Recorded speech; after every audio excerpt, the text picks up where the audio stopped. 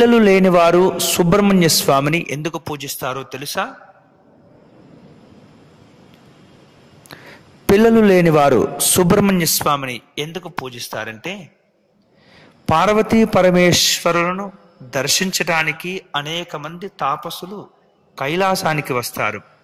అందులో దిగంబర ఋషులు ఉండటంతో సుబ్రహ్మణ్య స్వామి హేళనగా నవ్వాడట. దానికి పార్వతీదేవి తన కుమారుణ్ణి మందలించి, మర్మాంగాలు సృష్టి వృద్ధి కోసం సృష్టించినవి కాబట్టి జాతికి జన్మస్థానాలు అవే అని తెలియచెప్పింది. తల్లి జ్ఞానబోధతో సుబ్రహ్మణ్య స్వామి సర్పరూపం దాల్చాడు. కొంతకాలం జీవకణాలు పాముల్లా ఉంటాయని మనకు తెలిసిందే. ఆ తర్వాత వాటికి అధిపతి అయ్యాడు. అందువల్లే జీవకణాల అధిపతి అయిన సుబ్రహ్మణ్య స్వామిని పూజిస్తే పిల్లలు పుట్టని దంపతులకు తప్పనిసరిగా సంతానం కలుగుతుందని నమ్మకము. ఈ వీడియో కనుక మీకు నచ్చితే వెంటనే మీ స్నేహితులకు షేర్ చేయండి. అలాగే సబ్స్క్రైబ్ చేసుకోవటం మర్చిపోవద్దు.